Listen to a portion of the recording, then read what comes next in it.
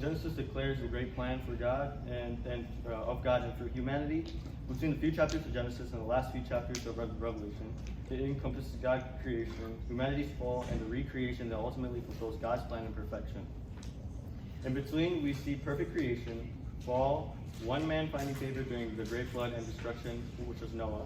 One man, Abram, called to be a separate nation, and one man's family as royals, David. One Savior from the royals, Jesus Christ.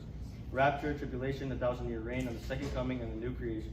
Sinless perfection for saved, and the second coming death for unbelievers. Genesis finally lays the foundation for the entire storyline. So God creates the world by speaking into the darkness and calling into being light, sky, land, vegetation, and living creatures over the course of 6 days. God creates man out of dust and forms a woman out of the man's rib. Eve encounters a crafty serpent who convinces her to eat the tree's forbidden fruit. Adam and Eve are then kicked out of the Garden of Eden. They got kicked out that fast?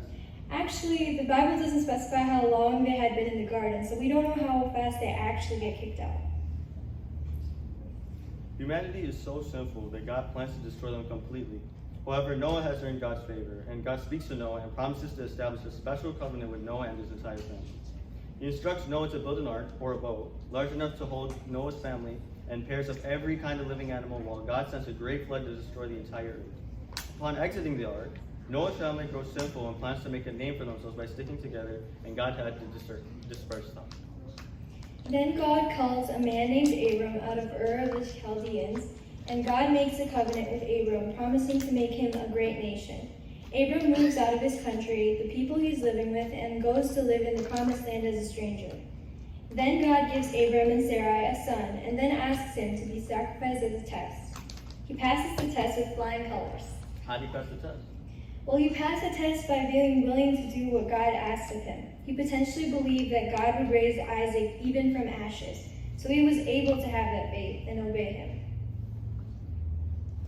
Abram lived 175 years. Then Abraham breathed his last and died at a good old age, and he was gathered to his people. His sons Isaac and Ishmael buried him in the field of Ephron, son of Zohar the Hittite, the field where Abraham had bought from the Hittites.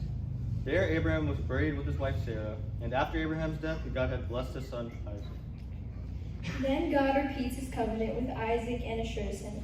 And Isaac repeats his father's failures and lies to people in Gerar and to Abimelech. Here we go again. Isaac's family suffers from favoritism among children, where Isaac favors Esau and Rebekah favors Jacob.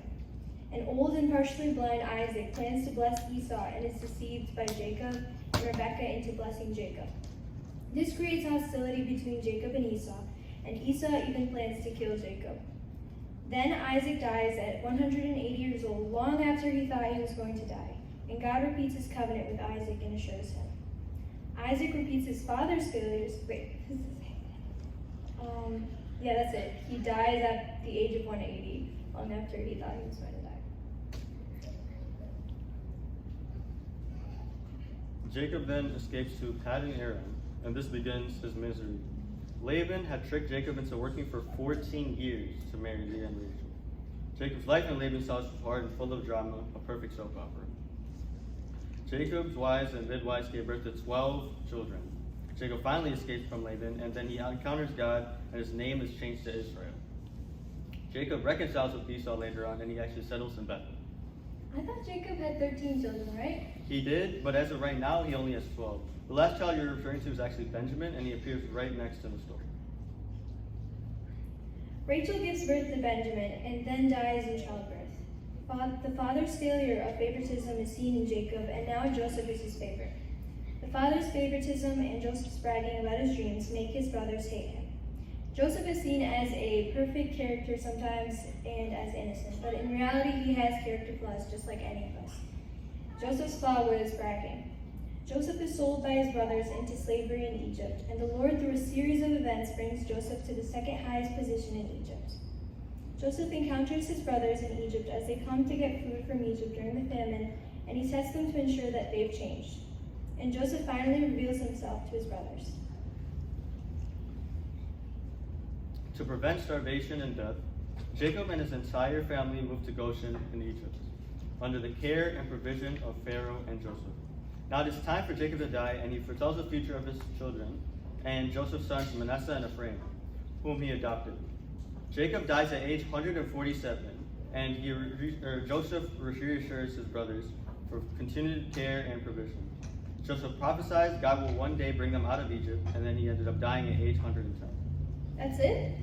Well, even though Genesis ends in death, there is still hope from the prophecy that they will be led to the promised land. This shows God's great plan of redemption through the Israelites.